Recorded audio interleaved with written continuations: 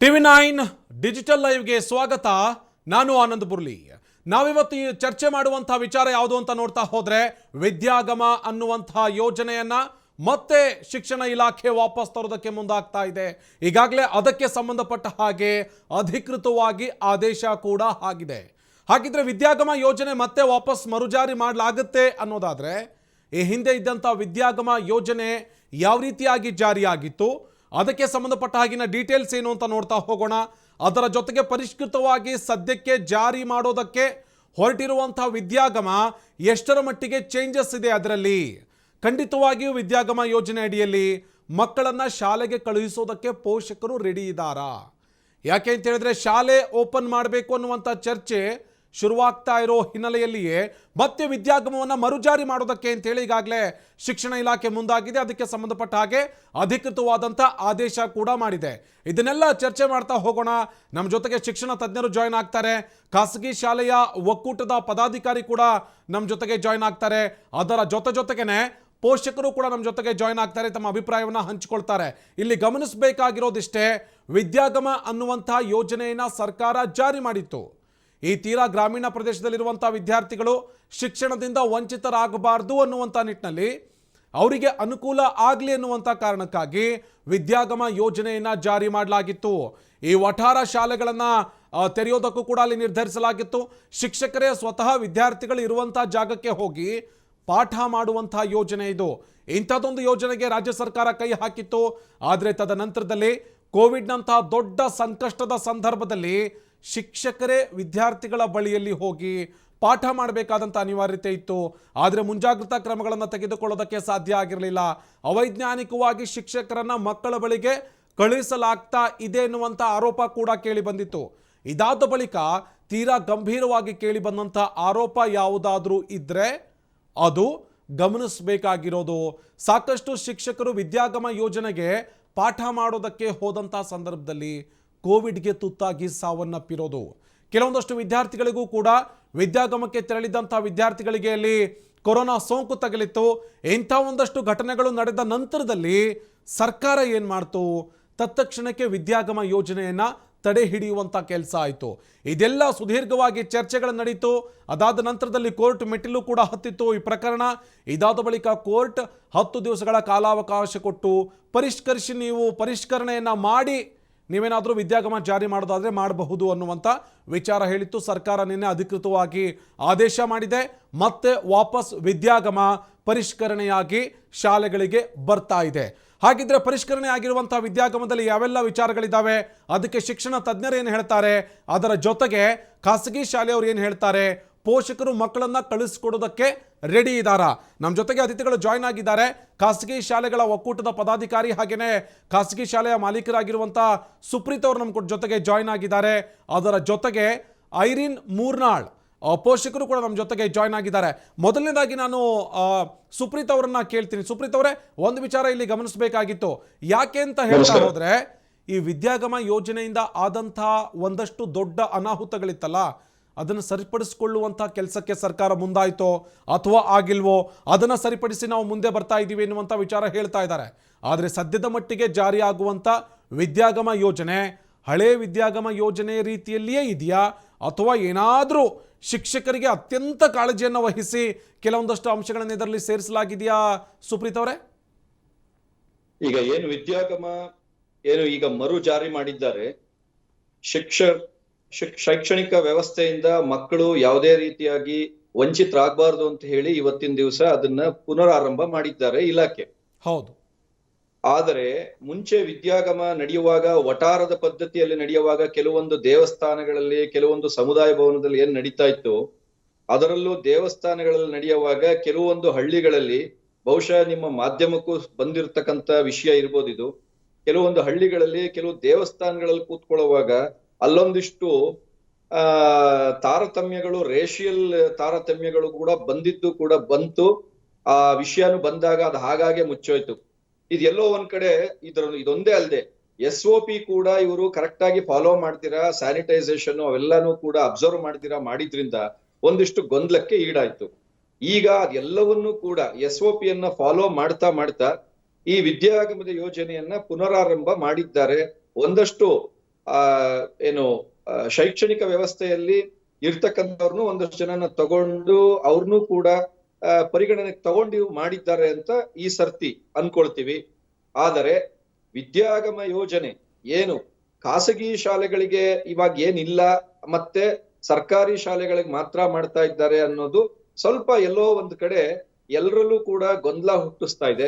ಅಲ್ಲ ಈಗ ಅಲ್ಲ ಅಲ್ಲ ಪರಿಷ್ಕೃತವಾಗಿರುವಂತಹ ಸುಪ್ರೀತ್ ಅವರೇ, ನಿಮ್ ಗಮನಕ್ಕೆ ತರುವಂತ ಕೆಲಸ ಮಾಡ್ತೀನಿ. ಇಲ್ಲಿ ನಿನ್ನೆ ಸಿಕ್ಕಂತ ಆದೇಶದ ಪ್ರತಿಯಲ್ಲಿ ಸರ್ಕಾರಿ ಅನುದಾನಿತ ಅಥವಾ ಅನುದಾನ ರಹಿತ ಶಾಲೆಗಳಿದೆಯಲ್ಲ, ಅಲ್ಲೂ ಕೂಡ ನೀವು ವಿದ್ಯಾಗಮವನ್ನು ಜಾರಿ ತರೋದಕ್ಕೆ ಯಾವುದೇ ರೀತಿಯಾದಂತ ತೊಂದರೆ ಇಲ್ಲ ಅಂತ ಹೇಳಿ. ಹಾಗಾಗಿ ಖಾಸಗಿ ಶಾಲೆಗಳನ್ನು ಕೂಡ ಇಲ್ಲಿ ಪರಿಗಣನೆ ತೆಗೆದುಕೊಂಡು ವಿದ್ಯಾಗಮ ಮಾಡೋದಕ್ಕೆ ಅವಕಾಶ ಕೊಟ್ಟಿದೆ ಇಲ್ಲಿ ಸರ್ಕಾರ. ಹೌದು, ಈಗ ಇತ್ತೀಚಿನ ಹೇಳಿಕೆಯಲ್ಲಿ ಅದನ್ನು ಕೂಡ ಕೊಟ್ಟಿದ್ದಾರೆ. ಯಾಕೆ ಅಂತಂದ್ರೆ ಶೈಕ್ಷಣಿಕ ವ್ಯವಸ್ಥೆಯಲ್ಲಿ ಮೊದಲು ಯಾರು ಏನು ಗ್ರಾಮಾಂತರ ಪ್ರದೇಶದಲ್ಲಿ ಆ ಮಕ್ಕಳು ವಂಚಿತರಾಗ್ತಾ ಇದ್ರು. ಈಗೀಗ ಬರ್ತಾ ಬರ್ತಾ ಈವನ್ ಸಿಟಿಗಳಲ್ಲೂ ಕೂಡ ಮಕ್ಕಳು ಶೈಕ್ಷಣಿಕ ವ್ಯವಸ್ಥೆಯಿಂದ ವಂಚಿತರಾಗ್ತಾ ಇರೋ ಕಾರಣದಿಂದ ಇವತ್ತಿನ ದಿವಸ ಸರ್ಕಾರ ಇದನ್ನ ತಗೊಂಡ್ ಬಂದಿದೆ. ಇದನ್ನ ಹಂತವಾಗಿ ತಗೊಂಡು ಹೋಗ್ತಾ ತದನಂತರ ಎಲ್ಲಾ ಶಾಲೆಗಳನ್ನು ಒಂದು ರೂಪರೇಷೆ ಮುಖಾಂತರ ಓಪನ್ ಮಾಡಿದ್ರೆ ಒಂದು ಅನುಕೂಲ ಸಿಕ್ಕತ್ತೆ ಅನ್ಸುತ್ತಾ ಅಂತ ನಿಮಗೆ? ಸರ್ಕಾರ ಇಲ್ಲಿ ರೂಪುರೇಷೆಗಳನ್ನ ಹಾಕಿ ಹಂತವಾಗಿ ಅತ್ಯಂತ ಜವಾಬ್ದಾರಿಯುತವಾಗಿ ಈ ವಿದ್ಯಾಗಮ ಯೋಜನೆಯನ್ನ ಈ ಬಾರಿ ಜಾರಿ ಮಾಡುತ್ತೆ ಅಥವಾ ಅನುಷ್ಠಾನಗೊಳಿಸುತ್ತೆ ಅನ್ನುವಂತ ನಂಬಿಕೆ ಇದೆಯಾ ಅಂತ ಖಾಸಗಿ ಶಾಲೆಗಳಿಗೆ? ಈಗ ಏನಂದ್ರೆ ವಿದ್ಯಾಗಮ ಯೋಜನೆ ಅಡಿ ಏನ್ ಇವರು ಮಾಡಕ್ಕೆ ಹೇಳ್ತಾ ಇದ್ದಾರೆ, ಸರ್ಕಾರಿ ಶಾಲೆಗಳಿಗಿಂತ ಖಾಸಗಿ ಶಾಲೆಗಳು ಸ್ವಲ್ಪ ಅತಿ ಹೆಚ್ಚಿನ ಕೇರ್ನ ತಗೊಂಡು ಮಾಡ್ತಾರೆ ಅನ್ನೋದ್ರ ಬಗ್ಗೆ ಮಾತ್ರ ನಂಬಿಕೆ ಇದೆ. ಬಟ್ ಸರ್ಕಾರಿ ಶಾಲೆಗಳಿಗೆ ಖಂಡಿತ ಅದ್ರದ್ದು ಉತ್ತರವನ್ನ ಸರ್ಕಾರ ಮತ್ತು ಇಲಾಖೆಯೇ ಉತ್ತರ ಕೊಡ್ಬೇಕಾಗತ್ತೆ. ಮತ್ತೆ ಅದಕ್ಕೆ ಸಂಬಂಧಪಟ್ಟಂತ ಅಧಿಕಾರಿಗಳು ಅವರು ಬಹಳ ಒಳ್ಳೆ ರೀತಿಯಲ್ಲಿ ಸಜ್ಜಾಗ್ಬೇಕು. ಆಮೇಲೆ ಇಷ್ಟೇ ಅಲ್ಲದೆ ಯಾವ SOP ಇದ್ರು ಬರೀ ಪೇಪರ್ ನಲ್ಲಿ ಮಾತ್ರ ಇರ್ಕೂಡ್ದು, ಪೇಪರ್ ನಲ್ಲಿ ಮಾತ್ರ ಇರ್ತಕ್ಕಂತ SOP ಆಗ್ಬಿಟ್ರೆ ಬಹಳ ಕಷ್ಟ ಆಗುತ್ತೆ. ಅದು ನಿಜ. ಆ SOP ವಿಚಾರಕ್ಕೆ ಸಂಬಂಧಪಟ್ಟ ಹಾಗೆ, ಜೊತೆಗೆ ಅದರ ಅನುಷ್ಠಾನಕ್ಕೆ ವಿಚಾರಕ್ಕೆ ಸಂಬಂಧಪಟ್ಟ ಹಾಗೆ ನಿಮ್ ಜೊತೆಗೆ ಮಾತನಾಡ್ತೀನಿ. ಇಲ್ಲಿ ಬಹುಮುಖ್ಯವಾಗಿ ಗಮನಿಸಬೇಕಾಗಿರೋದು ಸುಪ್ರೀತ್ ಅವರೇ, ಒಂದು ವಿಚಾರ, ಇವತ್ತು ಪ್ರೊಟೆಸ್ಟ್ ಕೂಡ ಮಾಡಿದಿರಾ, ದೊಡ್ಡ ಮಟ್ಟದಲ್ಲಿ ಪ್ರತಿಭಟನೆ ಕೂಡ ಆಗಿದೆ. ಈ ಫೀಸ್ ಕಟ್ಟುವಂತ ವಿಚಾರಕ್ಕೆ ಸಂಬಂಧಪಟ್ಟ ಹಾಗೆ ನೀವು ಪೋಷಕರಿಗೆ ಆದೇಶ ಮಾಡಬೇಕು, ಉಳಿಕೆ ಫೀಸ್ ಅನ್ನ ಕಟ್ಟಬೇಕು, ಅದರ ಜೊತೆಗೆ ಅಡ್ಮಿಷನ್ಸ್ ಅನ್ನ ಮಾಡಿಕೊಳ್ಳಬೇಕು ಅಂತ ಹೇಳಿ. ಈ ವಿದ್ಯಾಗಮಕ್ಕೆ ನೀವು ಖಾಸಗಿ ಶಾಲೆಯವರು ವಿದ್ಯಾರ್ಥಿಗಳನ್ನ ಕರಿಬೇಕು ಅನ್ನೋದಾದ್ರೆ, ಅಥವಾ ವಿದ್ಯಾರ್ಥಿಗಳು ವಿದ್ಯಾಗಮ ಯೋಜನೆ ಅಡಿಯಲ್ಲಿ ಶಾಲೆಗೆ ಬರಬೇಕು ಅನ್ನೋದಾದ್ರೆ ಫೀಸ್ ಕಟ್ಟಲೇಬೇಕಾಗತ್ತೆ, ಅಡ್ಮಿಷನ್ ಅನ್ನ ಮಾಡಿಸಿಕೊಳ್ಳಲೇಬೇಕಾಗತ್ತೆ. ಇಂಥ ಸಂದರ್ಭದಲ್ಲಿ ಪೋಷಕರು ಒಪ್ಪಿ ಫೀಸ್ ಕಟ್ಟಿ ಮಕ್ಕಳನ್ನ ಶಾಲೆ ಕಳಿಸೋದಕ್ಕೆ ಸಿದ್ಧರಿದಾರ ಅಂತ ಇಂಥ ಸಂದರ್ಭದಲ್ಲಿ? ಇಲ್ಲ, ಈಗ ಏನಾಗ್ತಾ ಇದೆ ಅಂತಂದ್ರೆ ರೆಗ್ಯುಲರ್ ಕ್ಲಾಸಸ್ ಏನ್ ನಡೀತಾ ಹೋಗ್ತಾ ಇತ್ತು, ಆ ರೆಗ್ಯುಲರ್ ಕ್ಲಾಸಸ್ ಈಗ ಏನು ಲಾಸ್ಟ್ ಅಕಾಡೆಮಿಕ್ ಇಯರ್ ತನಕ ರೆಗ್ಯುಲರ್ ಕ್ಲಾಸಸ್ ಎಲ್ಲ ಮಾಡಿ ಆಫ್ಲೈನ್ ಕ್ಲಾಸಸ್ ಮತ್ತೆ ಟೆಸ್ಟ್ ಎಕ್ಸಾಮ್ಸ್ ಎಲ್ಲವನ್ನೂ ಮಾಡ್ತಾ ಬಂದ್ರು ಕೂಡ ಈ ರಾಜ್ಯದ ರಿಸಲ್ಟ್ 55ರಿಂದ 60% ರಿಸಲ್ಟ್ ಬರ್ತಾ ಇತ್ತು. ಈ ರೀತಿ ಎಂದೂ ಕೂಡ ಕಂಡು ಕೇಳರಿಯದಂತಹ ಈ ಆನ್ಲೈನ್ ಕ್ಲಾಸ್ ಮುಖಾಂತರ ಮಕ್ಕಳು ಯಾವ ಮಟ್ಟದಲ್ಲಿ ಕಲಿತಾ ಇದ್ದಾರೆ, ಮುಂದಕ್ಕೆ ಅವರ ಫಲಿತಾಂಶ ಏನೇನಾಗತ್ತೆ, ಮತ್ತೆ ಇವತ್ತಿನ ದಿವಸ ಪ್ರೊಟೆಸ್ಟ್ ಏನ್ ಮಾಡಿದ್ದೀವಿ ಖಾಸಗಿ ಶಿಕ್ಷಣ ಸಂಸ್ಥೆಗಳ ಮುಖಾಂತರ ಒಂದಷ್ಟು ಶಿಕ್ಷಣ ತಜ್ಞರು ಕೂಡ ಅಲ್ಲಿದ್ರು. ಖಾಸಗಿ ಶಿಕ್ಷಣ ಸಂಸ್ಥೆಗಳು ಬರೀ ಫೀಸ್ ಕಟ್ಟಿ ಸ್ಕೂಲ್ ಓಪನ್ ಮಾಡ್ಕೊಡಿ ಅಂತ ಮಾತ್ರನೇ ಕೇಳಿಲ್ಲ ಸರ್. ಎಲ್ಲೋ ಒಂದ್ ಕಡೆ ಮಕ್ಕಳು ಕೂಡ ವಿದ್ಯಾರ್ಜನೆಯಿಂದ ವಂಚಿತರಾಗ್ತಾ ಇದ್ದಾರೆ ಅನ್ನೋ ದೃಷ್ಟಿಯಿಂದ as a teacher, as the person belonging to noble profession, ಎಲ್ಲ ಶಿಕ್ಷಕರು ಕೂಡ ಸಮಾಜದ ಹಿತದೃಷ್ಟಿಯಿಂದ, ವಿದ್ಯಾರ್ಥಿಯ ಹಿತದೃಷ್ಟಿಯಿಂದ ನಮ್ಮ ಮಕ್ಕಳು ಎಲ್ಲೋ ಒಂದ್ ಕಡೆ ಆಯ್ತು ಸುಪ್ರೀತ್ ಅವರೇ, ನೀವೇ ಆ ಪಾಯಿಂಟಿಗೆ ಬರ್ತೀನಿ ನಾನು. ಯಾಕೆ ಅಂತ ಹೇಳಿದ್ರೆ ಇಲ್ಲಿ ಆನ್ಲೈನ್ ಕ್ಲಾಸ್ಗಳನ್ನ ತೆಗೆದುಕೊಳ್ತಾ ಇರುವಂತಹ ವಿದ್ಯಾರ್ಥಿಗಳು ಆನ್ಲೈನ್ ಕ್ಲಾಸನ್ನೇ ತೆಗೆದುಕೊಳ್ಳೋದಕ್ಕೆ ಯಾವುದೇ ರೀತಿಯಾದಂಥ ತೊಂದರೆ ಆಗಲಿ ಅಥವಾ ಅದರಲ್ಲಿ ಕಡಿತ ಅನ್ನೋದಾಗ್ಲಿ ಇಲ್ಲ. ಯಾರಿಗೆ ಆನ್ಲೈನ್ ಕ್ಲಾಸನ್ನು ತೆಗೆದುಕೊಳ್ಳೋದಕ್ಕೆ ಸಾಧ್ಯ ಇಲ್ವೋ, ಯಾರಿಗೆ ಇಂಟರ್ನೆಟ್ನ ಫೆಸಿಲಿಟಿ ಇಲ್ವೋ, ಯಾರಿಗೆ ಈ ಸ್ಮಾರ್ಟ್ಫೋನ್ ಆಗಲಿ ಅಥವಾ ಲ್ಯಾಪ್ಟಾಪ್ನ ವ್ಯವಸ್ಥೆ ಇಲ್ವೋ ಅಂಥವ್ರನ್ನ ನೀವು ಶಾಲೆಗೆ ಕರೆಸಿ ಪಾಠ ಮಾಡಿ ಅಂತ ಹೇಳಿದೆ. ಇಲ್ಲಿ ನೀವು ಏನು ಉತ್ತರ ಕೊಡ್ತೀರಿ ಅನ್ನೋದು ತೀರಾ ಇಂಪಾರ್ಟೆಂಟ್ ಆಗುತ್ತೆ. ಇಲ್ಲಿ ಆನ್ಲೈನ್ ಕ್ಲಾಸಿಗೆ ಫೀಸನ್ನು ಪೇ ಮಾಡುವಂಥ ವಿದ್ಯಾರ್ಥಿ ಆನ್ಲೈನ್ ಕ್ಲಾಸನ್ನು ಅಟೆಂಡ್ ಆಗ್ತಾನೆ. ಒಂದೊಮ್ಮೆ ವಿದ್ಯಾಗಮದಲ್ಲಿ ಯೋಜನೆ ಅಡಿಯಲ್ಲಿ ನಿಮ್ಮ ಖಾಸಗಿ ಶಾಲೆಗೆ ಬರಬೇಕು ಅನ್ನೋದಾದರೆ ವಿದ್ಯಾರ್ಥಿ ಆ ಆನ್ಲೈನ್ ಕ್ಲಾಸಿನಷ್ಟೇ ಫೀಸ್ ಕಟ್ಟಿ ವಿದ್ಯಾಗಮ ಯೋಜನೆ ಅಡಿನಲ್ಲಿ ಕ್ಲಾಸನ್ನು ಅಟೆಂಡ್ ಆಗಬೇಕು, ಅಥವಾ ವರ್ಷದ ಇಡೀ ಫೀಸನ್ನು ಕಟ್ಟಿ ಶಾಲೆಗೆ ಅಟೆಂಡ್ ಆಗಬೇಕು ಅಂತ? ಮಾನ್ಯ ಮಂತ್ರಿಗಳು ನಿನ್ನೆ ತಾನೇ ಒಂದು ಸ್ಟೇಟ್ಮೆಂಟ್ ಅನ್ನ ಕೊಟ್ಟಿದ್ದಾರೆ. ಶೈಕ್ಷಣಿಕ ಅಭಿವೃದ್ಧಿ ಈ ದೇಶಕ್ಕೆ ಅನುಗುಣವಾಗಿ ಎಲ್ಲಾ ವಿದ್ಯಾರ್ಥಿಗಳು ಕಂಪಲ್ಸರಿ ಎಜುಕೇಶನ್ ಅನ್ನುವಂತ ಒಂದು ಆಕ್ಟ್ ಪ್ರಕಾರ ಪ್ರತಿಯೊಬ್ರು ಕೂಡ ಶಾಲೆಗೆ ಕಡ್ಡಾಯವಾಗಿ ದಾಖಲಾತಿ ಆಗ್ಲೇಬೇಕಂತ ಹೇಳಿ ಮಾನ್ಯ ಶಿಕ್ಷಣ ಸಚಿವರೇ ಅದ್ರ ಸ್ಟೇಟ್ಮೆಂಟ್ ಅನ್ನ ಕೊಟ್ಟಿದ್ದಾರೆ. ಆ ಉದ್ದೇಶದಿಂದ ಅಷ್ಟೇ ಅವರು ದಾಖಲಾತಿ ಆಗ್ಬೇಕಾಗತ್ತೆ. ಯಾಕೆ ಆ ಮಕ್ಕಳು ಸ್ವಲ್ಪ ಶಾಲೆಗಳಿಗೆ ಬರ್ಲಿಕ್ಕೆ ಶುರು ಆಗ್ಲಿ ಅಂತಂದ್ರೆ ಅಟ್ಲೀಸ್ಟ್ ಆ ಸೀರಿಯಸ್ನೆಸ್ ಮತ್ತೆ ಕನಿಷ್ಠ ಮಾನದಂಡದ ಮುಖಾಂತರ ಅವ್ರನ್ನ ಪಾಸ್ ಮಾಡ್ಬೇಕಾಗತ್ತೆ. ಹಾಗೆ ಅಂದ್ರೀಗ ನೇರವಾಗಿ ಫೀಸ್ ಕಟ್ಟೋ ಅವಶ್ಯಕತೆ ಇಲ್ವಾ ಅಂತ? ಫೀಸ್ ಕಟ್ಟೋ ಅವಶ್ಯಕತೆ ಇಲ್ವಾ ಮಕ್ಕಳು ಶಾಲೆಗೆ ಬರುವಂತ ಮಕ್ಕಳು? ಅಲ್ಲ, ಮಿನಿಮಮ್ ಫೀಸ್ ಸ್ಟ್ರಕ್ಚರ್ ಇವತ್ತಿನ ದಿವಸ ಖಾಸಗಿ ಶಾಲೆಯಿಂದ ಮಿನಿಮಮ್ ಆಫ್ ಅಬೌಟ್ 20% ಎಲ್ಲರೂ ಕೂಡ ಎಂತ ಶಿಕ್ಷಣ ಸಂಸ್ಥೆ ಇರೋರು ಕೂಡ 20% ಆಫ್ ದಿ ಫೀಸ್ ಅನ್ನ ರೆಡ್ಯೂಸ್ ಮಾಡೋದಕ್ಕೆ ಇವತ್ತಿನ ದಿವಸ ಪ್ರೊಟೆಸ್ಟ್ ಅಲ್ಲೂ ಕೂಡ ಓಪನ್ ಸ್ಟೇಟ್ಮೆಂಟ್ ಅನ್ನ ಮಾಡಿದ್ದೀವಿ. ಓಕೆ ಮತ್ತೆ ನಿಮ್ಮ ಜೊತೆಗೆ ಮಾತಾಡ್ತೀನಿ ಸುಪ್ರೀತ್ ಅವರೇ. ನಮ್ಮ ಜೊತೆಗೆ ಶಿಕ್ಷಣ ತಜ್ಞ ಶ್ರೀಹರಿ ಅವರು ಕೂಡ ಜಾಯ್ನ್ ಆಗಿದ್ದಾರೆ. ಶ್ರೀಹರಿ ನಮಸ್ಕಾರ.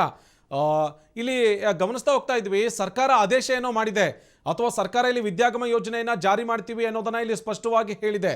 ಆದರೆ ಈ ವಿದ್ಯಾಗಮ ಯೋಜನೆ ಅನ್ನುವಂಥದ್ದು ಪರಿಷ್ಕರಣೆಯಾಗಿ ವಾಪಸ್ ಬರ್ತಾ ಇರುವಂತಹ ಸಂದರ್ಭದಲ್ಲಿ ಈ ಹಿಂದಿನ ಕೆಲವೊಂದಷ್ಟುಗಳು ಅವಘಡಗಳು ಸಂಭವಿಸಿದ್ವು, ಅನಾಹುತಗಳು ಸಂಭವಿಸಿದ್ವಲ್ಲ, ಈ ವಿದ್ಯಾರ್ಥಿಗಳಿಗೆ ಕೋವಿಡ್ ಸೋಂಕು ತಗುಲುವಂಥದ್ದು, ಅದರ ಜೊತೆಗೆ ಶಿಕ್ಷಕರಿಗೆ ಸೋಂಕು ತಗಲಿ ಸಾವನ್ನಪ್ಪಿರೋದು, ಅದು ಕಡಿಮೆ ಆಗೋದಕ್ಕೆ ಸಾಧ್ಯ ಇದೆಯಾ ಅಂತ ಈ ಹೊಸ ಪರಿಷ್ಕರಣೆ ಸಂದರ್ಭದಲ್ಲಿ ಏನಾದರೂ ಶಿಕ್ಷಕರ ಬಗ್ಗೆ ವಿಶೇಷವಾದಂಥ ಕಾಳಜಿ ಏನಾದರೂ ತೆಗೆದುಕೊಂಡಿದೆಯಾ ಸರ್ಕಾರ?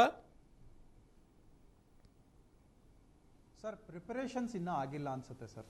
ಓಕೆ, ಯಾಕಂದ್ರೆ ಚರ್ಚೆಗಳಾಗಿರ್ಬಹುದು, ಚರ್ಚೆಗಳ ನಂತರ ಪ್ರಿಪರೇಷನ್ಸ್ ಆಗಿಲ್ಲ. ಓಕೆ, ನಮ್ಮಲ್ಲಿ ಇವರು ಕೊರೋನಾ ವಾರಿಯರ್ಸ್ ಆಗ್ಬೇಕಾ ಅಥವಾ ಕೊರೋನಾ ಕ್ಯಾರಿಯರ್ಸ್ ಆಗ್ಬೇಕಾ ಅಂತ ನಿಜ ಟಿವಿ9 ದೊಡ್ಡ ಅಭಿಯಾನ ಮಾಡ್ತಾನೆ ಇದೆ ಕಳೆದ 2-3 ತಿಂಗಳಿಂದ. ಹೌದು, ನಮ್ಮ ಮಕ್ಕಳೆಲ್ಲರೂ ಕೂಡ ಕೊರೋನಾ ವಾರಿಯರ್ಸ್ ಆಗಬೇಕು ಅಂತಂದ್ರೆ ಅವ್ರು ಕ್ಯಾರಿಯರ್ಸ್ ಆಗಬಾರ್ದು ಅಂತ. ಹೌದು. ಎರಡನೇದು, ಜೀವ ಇದ್ರೆ ಮಾತ್ರ ಜೀವನ ಅಂತ. ಹೌದು, ಮಕ್ಕಳ ಜೀವ ಇದ್ರೆ 3-4 ತಿಂಗಳು ಕಳೆದ್ರೂ ಪರವಾಗಿಲ್ಲ. ಈಗ ಫೆಮೈನ್ ಬರುತ್ತೆ, ಫ್ಲಡ್ಸ್ ಬರುತ್ತೆ, ನ್ಯಾಷನಲ್ ಎಮರ್ಜೆನ್ಸೀಸ್ ಬರುತ್ತೆ. ಅಂತ ಸಂದರ್ಭಗಳಲ್ಲಿ ಇವಾಗ ಜೋರು ಮಳೆ ಬಂದಿದೆ, 1 ತಿಂಗಳು 2 ತಿಂಗಳು ಹಾಗೆ ಶಾಲೆಗಳು ಇರೋದಿಲ್ಲ, ಜನಜೀವನನೇ ಇರೋದಿಲ್ಲ. ಅವಾಗ ಜೀವನ ತುಂಬಾ ಮುಖ್ಯ ಆಗುತ್ತೆ, ಜೀವನೂ ತುಂಬಾ ಮುಖ್ಯ. ಹಾಗೆ ಈ ಕೇಸಲ್ಲಿ ಅಕಾಡೆಮಿಕ್ ಇಯರ್ 80% ಮುಗ್ದೋಗಿದೆ. ನಾನು ಒತ್ತಿ ಹೇಳ್ತಾ ಇದ್ದೀನಿ, ಇದು ಚಳಿಗಾಲ, ಸ್ಪ್ರೆಡ್ ಆಗುವ ಸಾಧ್ಯತೆಗಳು ತುಂಬಾ ಜಾಸ್ತಿ. ಇನ್ನು 2 ತಿಂಗಳು ಹೋದ್ರೆ ಬಿಸಿಲುಗಾಲ ಬರುತ್ತೆ. ಬಿಸಿಲುಗಾಲದಲ್ಲಿ ಆಸ್ ಇಟ್ ಈಸ್ ಈಗ ಕೊರೋನಾ ಕಡಿಮೆ ಆಗ್ತಾ ಇರೋದ್ರಿಂದ ನಾವೇ ಸ್ಪ್ರೆಡ್ ಮಾಡುವಂತಹ ವಾತಾವರಣ ಕ್ರಿಯೇಟ್ ಮಾಡಬಾರ್ದು. ಸ್ಪ್ರೆಡ್ ಮಾಡೋದು ಹೇಗೆ? ಮಕ್ಕಳು ಜಾಸ್ತಿ ಸೇರಿದ ಕೂಡ್ಲೇನೆ ಅವಕ್ಕೆ ಯಾವ ಡಿಸ್ಟೆನ್ಸಿಂಗು ಇರೋದಿಲ್ಲ. ಮಕ್ಕಳು ಸೇರ್ತಾರೆ, ಕೈ ಕುಲುಕ್ತಾರೆ, ತಪ್ಕೋತಾರೆ, ಆಟ ಆಡ್ತಾರೆ, ಒಟ್ಟಿಗೆ ತಿಂತಾರೆ, ಒಂದೇ ಬಸ್ಸಲ್ಲಿ ಹೋಗ್ತಾರೆ, ಒಂದೇ ಆಟೋದಲ್ಲಿ ಹೋಗ್ತಾರೆ, ತುಂಬಿ ಹೋಗ್ತಾರೆ. ಹಾಗಾಗಿ ಸ್ಪ್ರೆಡ್ ತುಂಬಾ ಫಾಸ್ಟ್ ಆಗಿ ಆಗತ್ತೆ. ಇನ್ನು 2 ತಿಂಗಳಷ್ಟೇ, 1 ವರ್ಷದಲ್ಲಿ 80% ಟೈಮ್ ಹೊರಟೋಗಿದೆ. ಮುಂದಿನ ವರ್ಷಕ್ಕೆ 2-3 ತಿಂಗಳ ಮುಂಚೆನೇ ವಿಚಾರ ಏನು ಅಂತ ಹೇಳಿದ್ರೆ, ಇಷ್ಟು ದಿವಸಗಳ ಕಾಲ ಇಲ್ಲಿ ವಿದ್ಯಾಗಮ ಯೋಜನೆ ಅಡಿಯಲ್ಲಿ ಪಾಠ ನಡಿಬೇಕಾಗಿರುವಂಥದ್ದು ಯಾವುದೋ ಒಂದು ವಠಾರದಲ್ಲೋ ಅಥವಾ ಊರಿನಲ್ಲಿ ಅವೈಲೇಬಲ್ ಇರುವಂತ ಒಂದು ಗ್ರೌಂಡೋ ಅಥವಾ ದೇವಸ್ಥಾನ, ಇಂಥ ಸಂದರ್ಭದಲ್ಲಿ ನಡಿಬೇಕಾಗಿದ್ದಂಥ ಪರಿಸ್ಥಿತಿ ಇತ್ತು. ಆದ್ರೆ ಈಗ ಸರ್ಕಾರ ಓಪನ್ ಆಗಿ ಇಲ್ಲಿ ಹೇಳಿದೆ, ನೀವು ಶಾಲೆಗೇನೆ ಮಕ್ಕಳನ್ನ ಕರೆಸಿ, ನಿಮಗೆ ಅನುಕೂಲ ಇರುವಷ್ಟು ಮಕ್ಕಳನ್ನ ಶಾಲೆಗೆ ಕರೆಸಿ, ಶಾಲೆಗೆ ಕರೆಸಿದಂಥ ಸಂದರ್ಭದಲ್ಲಿ ಎಷ್ಟು ಕೊಠಡಿಗಳಿದೆಯೋ ಅಷ್ಟು ಕೊಠಡಿಗಳನ್ನ ಬಳಸ್ಕೊಳ್ಳಿ. ಅದನ್ನ ಹೊರತುಪಡಿಸಿ ಕೊಠಡಿಗಳು ಸಾಕಾಗದೆ ಹೋದ್ರೆ ಆವರಣದಲ್ಲಿ ಕೂರಿಸಿ, ಗ್ರಂಥಾಲಯದಲ್ಲಿ ಕೂರಿಸಿ ಓದಿಸಿ ಮಕ್ಕಳಿಗೆ ಎನ್ನುವಂತ ಮಾತನ್ನ ಹೇಳ್ತಾ ಇದೆ. ಇಲ್ಲಿ ಎಲ್ಲ ಒಂದು ಕಡೆಗೆ ಇದು ವಿದ್ಯಾಗಮನ ಅಥವಾ ಶಾಲೆಯೇ ಆಗಮಿಸ್ಬಿಟ್ಟಿದೆಯಾ ಅನ್ನುವಂಥದ್ದು, ಶಾಲೆಗೆ ಆಗಮಿಸೋದಾ ಅಥವಾ ವಿದ್ಯಾಗಮನಕ್ಕೆ ವಿದ್ಯಾರ್ಜನೆ ಮಾಡೋದಕ್ಕೆ ಬರೋದಾ ಅನ್ನುವಂಥ ಅನುಮಾನ ಕಾಡೋದಕ್ಕೂ ಕೂಡ ಶುರುವಾಗಿದೆ ಸದ್ಯಕ್ಕೆ. ಕರೆಕ್ಟ್. ಇಲ್ಲಿ ಶಾಲೆಗೆ ಯಾರು ಬರ್ತಿರೋ ಬನ್ನಿ ಅಂತಂದ್ರೆ ನಮಗೆ ಒಂದು 80% ಮಕ್ಕಳು ಬರ್ಲಿಕ್ಕಿಲ್ಲ ಈಗ. ಯಾಕೆಂದ್ರೆ ಪೇರೆಂಟ್ಸ್ ಕಳಿಸೋದಿಲ್ಲ. ಪೇರೆಂಟ್ಸ್ಗೆ ಆತಂಕ ಇದ್ದೇ ಇದೆ, ತಾಯಿಗಾಗ್ಲಿ ತಂದೆಗಾಗ್ಲಿ ಆತಂಕ ಇದ್ದೇ ಇದೆ. ಯಾವ ಆತಂಕ ಅಂತಂದ್ರೆ, ನಮ್ಮ ಮಕ್ಕಳು ನಾಳೆ ಕೋವಿಡ್ ಬಂದ್ರೆ ನಮ್ಮ ಮನೆ ಮಂದಿ ಎಲ್ಲ ನಾವು ಕ್ವಾರಂಟೈನ್ ಆಗ್ಬೇಕು. ಫಾಸ್ಟೆಸ್ಟ್ ಸ್ಪ್ರೆಡಿಂಗ್ ಹೇಗೆ ಅಂತಂದ್ರೆ, ಒಂದು ಮಗು ಒಂದು ಸಲ ಹೋಗಿ ಶಾಲೆನಲ್ಲಿ ಕೋವಿಡ್ ಅಂಟಿಸ್ಕೊಂಡು ಬಂದ್ರೆ ಆ ಎಂಟೈರ್ ಮಕ್ಕಳುಗಳನ್ನ ನಾವು ಕ್ವಾರಂಟೈನ್ ಮಾಡ್ಬೇಕಾಗತ್ತೆ. ಅದು ಅಸಾಧ್ಯ. ಅದು ನಿಜ ನಿಜ ನಿಜ. ಒಂದು ಶಾಲೆಯಲ್ಲಿ ಒಂದೇ ಒಂದು ಮಗು ಒಂದು ಅಂಟಿಸ್ಕೊಂಡ್ ಬಂದ್ರು ಸಾಕು, ಮತ್ತೆ ಆ ಮಗುವಿನ ಜೀವನಕ್ಕೂ ಡೇಂಜರ್ ಇದೆ. ನಾನು ಕೇಳ್ತಾ ಇರೋದು ಅರೇಂಜ್ಮೆಂಟ್ಸ್ ಏನೇನಾಗಿದೆ ಅಂತ. ಮೆಡಿಕಲ್ ಫೆಸಿಲಿಟಿ ಇದೆಯಾ? ಡಾಕ್ಟರ್ ಇದಾರಾ? ಅವಕ್ಕೆ ಸೇಫ್ ಡಿಸ್ಟೆನ್ಸಿಂಗ್ ಪ್ಲಾನ್ ಆಗಿದೆಯಾ? ಇಲ್ಲ. ಅಂದ್ರೆ ಈ ಅರೇಂಜ್ಮೆಂಟ್ಸ್ ಮಾಡ್ಕೊಳ್ಳಿಕ್ಕೇನೆ 2-3 ತಿಂಗಳು ಬೇಕಾಗತ್ತೆ. ನಿಜ. ಇಲ್ಲಿ ಪರಿಷ್ಕರಣೆ ಆಗಿರುವಂತಹ ಆದೇಶದಲ್ಲಿ ಇರೋದು ಇಷ್ಟೇ, ಯಾವ ಮಕ್ಕಳು ಶಾಲೆಗೆ ಬರ್ತಾವೋ ವಿದ್ಯಾಗಮಕ್ಕೋಸ್ಕರ ಆ ಮಕ್ಕಳನ್ನ ನೀವು 8 ತಂಡಗಳಾಗಿ ರಚನೆ ಮಾಡಿ, 8 ತಂಡಗಳಾಗಿ ಮಾಡ್ಕೊಳ್ಳಿ. ಒಂದೊಂದು ತಂಡದಲ್ಲಿ 15ರಿಂದ 20 ಮಕ್ಕಳು ಇರಬೇಕು. ಅಷ್ಟು ಮಕ್ಕಳನ್ನ ಮೇಲ್ವಿಚಾರಣೆ ಮಾಡೋದಕ್ಕೆ ಒಬ್ರು ಶಿಕ್ಷಕರು ಇರಬೇಕು ಅಂತ ಹೇಳಿ. ಅದು ಸಾಧ್ಯ ಇದೆಯಾ ಅಂತ ಕರ್ನಾಟಕದಂತಹ ಸ್ಥಿತಿನಲ್ಲಿ, ಕರ್ನಾಟಕದಂತ ಈ ತೀರಾ ರೂರಲ್ ಏರಿಯಾದಲ್ಲಿರುವಂತಹ ಶಾಲೆಗಳಲ್ಲಿ ಸಾಧ್ಯ ಇದೆಯಾ ಅಂತದು? ಟ್ರೂ.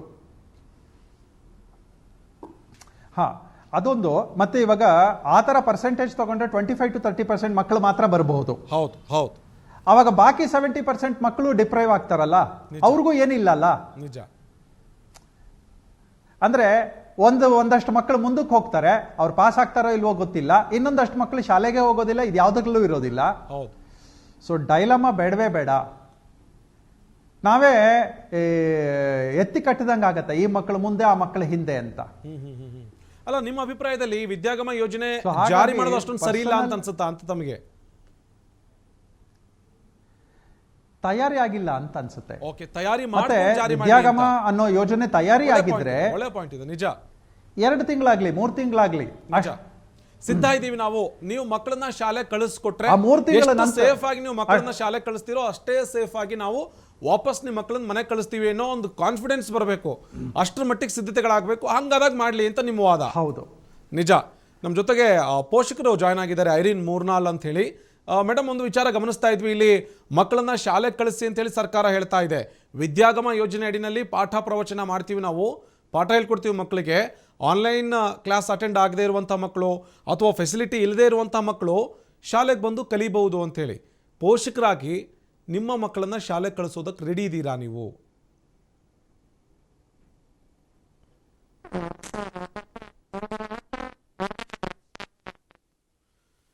ಮೋಸ್ಟ್ಲಿ ತಾಂತ್ರಿಕ ಸಮಸ್ಯೆ ಇದೆ, ಚಿಕ್ಕದಾಗಿ ಅವ್ರ ಜೊತೆಗೆ ಮತ್ತೆ ಅವರನ್ನ ಸಂಪರ್ಕಿಸ್ತೀನಿ. ಸುಪ್ರೀತ್ ಅವರೇ, ಇಲ್ಲಿ ಶ್ರೀಹರಿ ಅವರ ಮಾತನ್ನು ಕೇಳಿಸಿಕೊಳ್ತಾ ಇದ್ವಿ. ನೀವೇನು ಮಾಡ್ತಾ ಇದ್ದೀರಿ ಅಥವಾ ಯೋಜನೆ ರೂಪಿಸ್ತಾ ಇದ್ದೀರಿ, ಸದ್ಯಕ್ಕೆ ವಿದ್ಯಾಗಮವನ್ನು ಜಾರಿಗೆ ತರ್ತಾ ಇದ್ದೀರಿ, ಅದರಲ್ಲಿ 2 ಮಾತಿಲ್ಲ, ತನ್ನಿ. ಅದರಿಂದ ಬಡ ಮತ್ತು ಗ್ರಾಮೀಣ ಪ್ರದೇಶದ ಮಕ್ಕಳಿಗೆ ಅನುಕೂಲ ಆಗುತ್ತೆ, ಸೌಲಭ್ಯ ಇಲ್ದಿರೋ ಮಕ್ಕಳಿಗೆ ಪಾಠ ಸಿಗುತ್ತೆ ಎನ್ನುವಂಥ ಮಾತು. ಆದರೆ ಸಿದ್ಧತೆ ಎಷ್ಟರ ಮಟ್ಟಿಗಾಗಿದೆ, ಮುಂಜಾಗ್ರತಾ ಕ್ರಮಗಳನ್ನು ಎಷ್ಟರ ಮಟ್ಟಿಗೆ ತಗೊಂಡಿದ್ದೀರಿ, ಅದನ್ನು ತಗೊಂಡು ಅದನ್ನು ಎನ್ಶ್ಯೂರ್ ಮಾಡಿ ಆಮೇಲೆ ನೀವು ಮಕ್ಕಳನ್ನ ಶಾಲೆಗೆ ಕಳಿಸಿ ಅಂತ ಹೇಳಿದ್ರೆ ಪೋಷಕರು ಕಳಿಸ್ತಾರೆ ಎನ್ನುವಂಥದ್ದು ಅವ್ರ ವಾದ. ಈಗ ಆಲ್ರೆಡಿ ಖಾಸಗಿ ಶಿಕ್ಷಣ ಸಂಸ್ಥೆಗಳಲ್ಲಿ ಸರ್ ವಾಯ್ಸ್ ರಿಬೋನ್ ಸರ್ ಹೇಳಿ ಸರ್, ಹೇಳಿ. ಏನಾಗಿತ್ತು, ಖಾಸಗಿ ಶಿಕ್ಷಣ ಸಂಸ್ಥೆಗಳಲ್ಲಿ ಅಕ್ಟೋಬರ್ 1ನೇ ತಾರೀಕಿಂದ ಶಾಲೆ ಆರಂಭ ಆಗತ್ತೆ ಅಂತೆಲ್ಲ ಹೇಳಿದಾಗ ಅವತ್ತಿನ ದಿವಸ ಎಲ್ಲಾ ತಯಾರಿನೂ ಕೂಡ ಶಾಲಾ ಕಾಲೇಜುಗಳಲ್ಲಿ ಮಾಡ್ಕೊಂಡಿದ್ರು. ಅದೇ ರೀತಿ ಎಲ್ಲಾ ತಯಾರಿನೂ ಕೂಡ SOP ಪ್ರಕಾರ ಖಾಸಗಿ ಶಿಕ್ಷಣ ಸಂಸ್ಥೆಗಳಲ್ಲಂತೂ ತಯಾರಿ ಮಾಡ್ಕೊಳ್ತಾರೆ ಅನ್ನೋ ಭರವಸೆ ನನಗಿದೆ.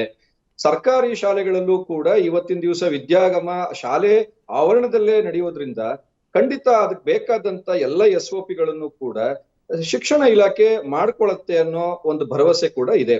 ಆಮೇಲೆ ಈಗ ನೀವೇನು ಶೀರ್ಷಿಕೆ ಹೇಳ್ತಾ ಇದ್ದೀರಿ, ವಿದ್ಯಾಗಮವೋ ಶಾಲೆ ಆರಂಭವೋ ಅಂತ, ಬಟ್ ಯಾವತ್ತಿದ್ರೂ ಕೂಡ ಶಾಲೆ ಆರಂಭ ಅತಿ ಶೀಘ್ರದಲ್ಲಿ ಖಂಡಿತ ಆಗ್ಲೇಬೇಕಾಗತ್ತೆ. ಅದು ಎಲ್ಲರ ಮನದಾಳದ ಮಾತು ಕೂಡ. ಈಗ ಏನಾಗತ್ತೆ ಅಂತಂದ್ರೆ, ಅಟ್ ಪ್ರೆಸೆಂಟ್ ಅವ್ರು ಏನು ನಮ್ಮ ಸ್ನೇಹಿತರು ಹೇಳಿದ್ರು, ಖಂಡಿತ ಪೂರ್ವ ಸಿದ್ಧತಾ ಕಂಪ್ಲೀಟ್ ಕ್ರಮವನ್ನ ಆದ ನಂತರವೇ ಈ ವಿದ್ಯಾಗಮದ ಯೋಜನೆ ಖಾಸಗಿ ಇರ್ಬೋದು, ಸರ್ಕಾರಿ ಶಾಲೆಗಳಲ್ಲಿರ್ಬೋದು, ಅನುದಾನ ರಹಿತ ಎಲ್ಲ ಕಡೆಗೂ ಮಾಡಬೇಕಾಗಿರೋದು ಕರ್ನಾಟಕದಲ್ಲಿ ಶಾಲೆಗಳ ಮಟ್ಟಿಗೆ ಆಗಿದೆಯಾ? ಸರ್ಕಾರಿ ಶಾಲೆಗಳ ಮಟ್ಟಿಗೆ ಅಥವಾ ಕೆಲವೊಂದಷ್ಟು ತೀರಾ ಈ ಬಜೆಟ್ ಖಾಸಗಿ ಶಾಲೆಗಳಿರ್ತಾವಲ್ಲ, ಅಲ್ಲೇನಾದ್ರೂ ಆಗಿದೆಯಾ ಅಂತ ಸಿದ್ಧತೆಗಳು? ಅದನ್ನ ಸರ್ಕಾರ ಎನ್ಶೂರ್ ಮಾಡ್ಕೊಂಡಿದ್ಯಾ? ಸರ್ಕಾರಿ ಶಾಲೆ ಮಕ್ಕಳನ್ನ ನಾವು ಕರೆಸಬಹುದು, ಇಲ್ಲಿ ಕೂರಿಸಬಹುದು ಅಂತ ಹೇಳಿ ಸರ್ಕಾರ ಏನಾದ್ರೂ ಅದ್ರ ಬಗ್ಗೆ ಏನಾದ್ರೂ ಕ್ರಮ ತಗೊಂಡಿದ್ಯಾ? ತಗೊಂಡಿರೋ ಕ್ರಮದ ಬಗ್ಗೆ ಏನಾದ್ರೂ ಶಾಲೆಗಳಿಗೆ ಅಥವಾ ಪೋಷಕರಿಗೆ ಏನಾದ್ರೂ ಮನದಟ್ಟು ಮಾಡಿಕೊಟ್ಟಿದ್ಯಾ? ಏಕಾಏಕಿ ನೀವು ಪರಿಷ್ಕರಣೆ ಆಗಿದೆ ವಿದ್ಯಾಗಮ, ನಾನು ಸಾಕಷ್ಟು ಹೇಳಿದೆ. ಹಲೋ, ಹೇಳಿ.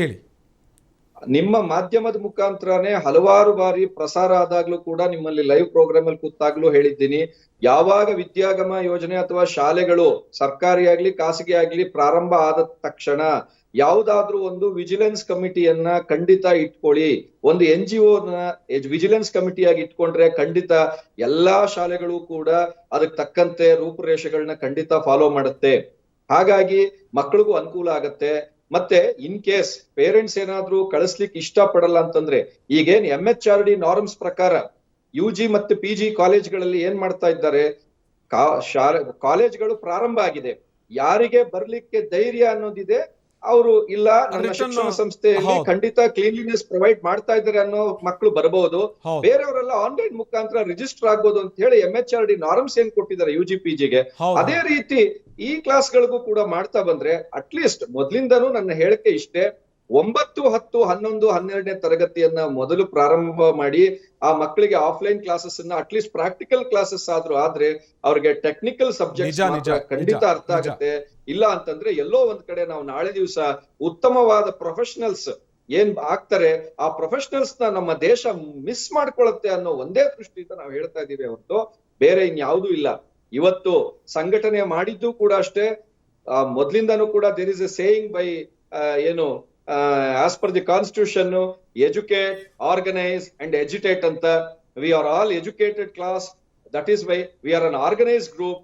ಕಾಯೋ ತನಕ ಕಾದು ನಮ್ಮ ಏನು ಈ ಶಿಕ್ಷಕರು ಇವತ್ತಿನ ದಿವಸ ಬಾಟ್ಲಪ್ ಆಗಿ ಇವತ್ತಿನ ದಿವಸ ಈಚೆಗೆ ಬಂದ್ರೆ ಹೊರತು ಇಷ್ಟು ದಿನ ಎಲ್ಲಾ ಫ್ರೆಟರ್ನಿಟಿಯಲ್ಲೂ ಕೂಡ ಅತ್ಯಂತ ಏನು ನೀವು ನಿಜವಾಗ್ಲೂ ಆ ಶಿಕ್ಷಕರ ಸಮುದಾಯನ ಶ್ಲಾಘಿಸ್ಲೇಬೇಕು.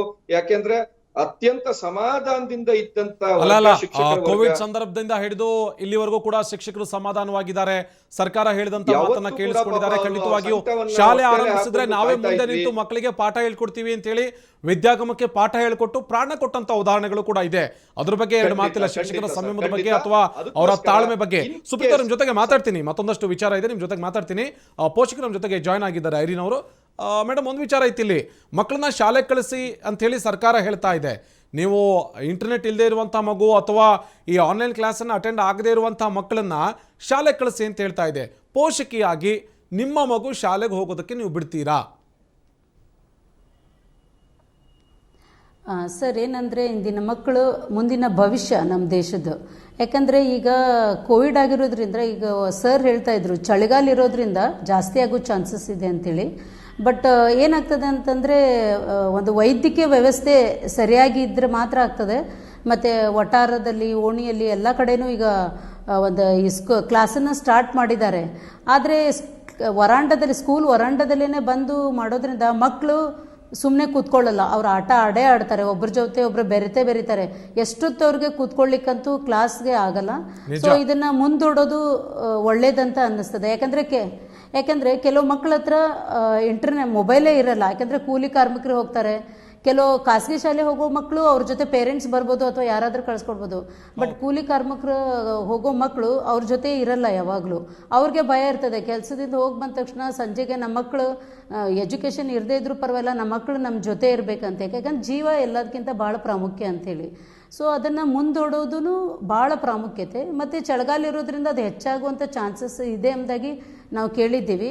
ಇಲ್ಲಿ ಸರ್ಕಾರ ಏನಂತಂದರೆ ಎಲ್ಲ ವ್ಯವಸ್ಥೆಯನ್ನು ಸರಿಯಾಗಿ ಮಾಡಿಕೊಡ್ಲಿಕ್ಕೆ ಆಗ್ತಾ ಇಲ್ಲ. ಆಲ್ರೆಡಿ ಎಷ್ಟೋ ಒಂದು ವ್ಯವಸ್ಥೆ ಇದು ಮಕ್ಕಳಿಗಾಗಲಿ ಅಥವಾ ಯಾವುದೇ ಒಂದು ಅವ್ರಿಗೆ, ಈಗ ಕೋವಿಡ್ ಬರದೇ ಇರುವಂಥ ಮಕ್ಕಳು ಸ್ಕೂಲ್ಗೆ ಹೋಗ್ಬೋದು, ಪ್ರತಿಯೊಬ್ಬರಿಗೆ ಚೆಕಪ್ ಮಾಡಬೇಕು. ಅದ್ರ ಪೇರೆಂಟ್ಸ್ ಕೂಡ ಆ ಕೋವಿಡ್ ಇದ್ದರೆ ಆ ಮಕ್ಕಳನ್ನೂ ಕಳಿಸ್ಬಾರ್ದು, ಅವ್ರಿಗೂ ಮೆಡಿಕಲ್ ಎಲ್ಲ ಉಚಿತವಾಗಿ ಆಗೋದ್ರಿಂದ ಏನಾಗ್ತದೆ ಅಂತಂದರೆ ಮಕ್ಕಳಿಗೆ ಎಷ್ಟೋ ಕಳಿಸಿದ್ರು ಪೇರೆಂಟ್ಸ್ಗೆ ಭಯ ಇದ್ದೇ ಇರ್ತದೆ. ಯಾಕಂದರೆ ಮಕ್ಕಳು ಅಂತಂದರೆ ಅವರು ಕಂಟ್ರೋಲ್ಗೆ ಬರೋದಿಲ್ಲ, ಅವ್ರು ಆಟ ಆಡ್ತಾರೆ, ಒಬ್ಬರ ಜೊತೆ ಒಬ್ರು ತಿಂತಾರೆ, ಮಾತಾಡ್ತಾರೆ. ಆಲ್ ದ ಟೈಮ್ ಅವ್ರಿಗೆ ಮಾಸ್ಕ್ ಹಾಕ್ಕೊಳ್ಳಿಕ್ಕಾಗಲ್ಲ, ಮೇಂಟೈನ್ ಮಾಡ್ಲಿಕ್ಕಾಗಲ್ಲ. ಮನೇಲಿದ್ರೇ ಕಷ್ಟ. ಪಾಪ ಟೀಚರ್ಗೆ 50 ಜನ ಮಕ್ಕಳು, ಅಟ್ಲೀಸ್ಟ್ 20 ಜನ 10 ಜನ ಮಕ್ಕಳು ಮೇಂಟೈನ್ ಮಾಡೋದು ಕಷ್ಟ ಆಗ್ತದೆ. ಅವ್ರು ಎಷ್ಟಂತ ನೋಡ್ಲಿಕ್ಕೆ ಒಬ್ಬರು ಟೀಚರ್ 20 ಮಕ್ಕಳಿಗೆ ಸಿದ್ಧತೆಗಳನ್ನ ಮಾಡಿಕೊಳ್ಳೋವರೆಗೂ ಮಕ್ಕಳನ್ನ ಕಳಿಸೋದು ಒಳ್ಳೇದಲ್ಲ ಅನ್ನುವಂಥ ಮಾತು. ಶ್ರೀಹರಿಯವರೇ, ಇಲ್ಲಿ ಪೋಷಕರ ವಾದ ಕೂಡ ಅದೇ ಆಗಿದೆ. ನೀವು ಎಲ್ಲಿವರೆಗೂ ಸಿದ್ಧತೆಗಳು, ಅದರ ಜೊತೆಗೆ ಸೇಫ್ಟಿ ಮೆಜರ್ಸ್ ಎಲ್ಲವೂ ಕೂಡ ಆಗಿದೆ ಅನ್ನೋದನ್ನ ಪೋಷಕರಿಗೆ ಮನದಟ್ಟು ಮಾಡಿಕೊಡೋದಿಲ್ವೋ ಅಲ್ಲಿವರೆಗೂ ಪೋಷಕರು ಮಕ್ಕಳನ್ನ ಕಳಿಸೋದಕ್ಕೆ ಸಾಧ್ಯನೇ ಇಲ್ಲ, ಕಳಿಸುವಂಥ ಕೆಲಸ ಮಾಡೋದಕ್ಕೆ ಅವ್ರು ಮುಂದಾಗೋದೇ ಇಲ್ಲ. ಯಾಕೆ ಅಂತ ಹೇಳಿದ್ರೆ 1 ವರ್ಷ ಶಾಲೆ ಹೋದ್ರೂ ಹೋಗ್ಲಿ, ನಮ್ಮ ಮಕ್ಕಳು ಸುಖವಾಗಿದ್ರೆ ಸಾಕು ಅಥವಾ ಆರೋಗ್ಯವಂತರಾಗಿದ್ರೆ ಸಾಕು ಅನ್ನುವಂಥ ಮಾತನ್ನ ಹೇಳ್ತಾ ಇದೆ. ಇಂಥ ಸಂದಿಗ್ಧ ಸ್ಥಿತಿಯಲ್ಲಿ ಸರ್ಕಾರ ಇಲ್ಲಿ ಮಕ್ಕಳಿಗೆ ಪಾಠ ಹೇಳಲೇಬೇಕಾದಂಥ ಅನಿವಾರ್ಯತೆ ಇದೆ, ಕಲಿಕೆಯನ್ನು ನಿರಂತರವಾಗಿ ಕಲಿಸಲೇಬೇಕಾದಂಥ ಅನಿವಾರ್ಯತೆ ಇದೆ. ಇದು ಒಂದು ಭಾಗ. ಎರಡನೇದು, ಹೀಗೆ ಕಲಿಕೆಯಲ್ಲಿ ತೊಡಕೊಂಡಂಥ ಮಕ್ಕಳ ಆರೋಗ್ಯವನ್ನು ಕಾಪಾಡೋದು ಕೂಡ ಸರ್ಕಾರಕ್ಕೆ ದೊಡ್ಡ ಸವಾಲಿನ ಕೆಲಸ. ಇಂಥ ಸಂದಿಗ್ಧ ಸ್ಥಿತಿಯಲ್ಲಿ ಸರ್ಕಾರ ಇರುವಂಥ ಮಾರ್ಗಗಳನ್ನು ಯಾವ ರೀತಿಯಾಗಿ ಬಳಸ್ಕೊಳ್ಬೇಕು, ಜೊತೆಗೆ ಯಾವ ರೀತಿಯಾದಂಥ ಮಾರ್ಗೋಪಾಯ ಕಂಡುಕೊಂಡ್ರೆ ವಿದ್ಯಾರ್ಥಿಗಳಿಗೆ ಪಾಠ ಹೇಳಿದಾಗೂ ಆಗಬೇಕು, ಅವರ ಆರೋಗ್ಯವನ್ನು ಕಾಪಾಡಿಕೊಂಡು ಹಾಗಲೂ ಕೂಡ ಆಗಬೇಕು. ಏನು ಸಲಹೆ ಕೊಡೋದಕ್ಕೆ ತಮ್ಮ ಕಡೆಯಿಂದ ಸಾಧ್ಯ ಆಗುತ್ತೆ ಅಂತ ಸರ್ಕಾರಕ್ಕೆ? ಈ ವಿದ್ಯಾಗಮನಂಥ ಯೋಜನೆ ಜಾರಿ ತರುವಂಥ ಸಂದರ್ಭದಲ್ಲಿ ಏನಂತ ಸಲಹೆ ಕೊಡ್ತೀರಿ ಅಂತ ಸರ್ಕಾರಕ್ಕೆ?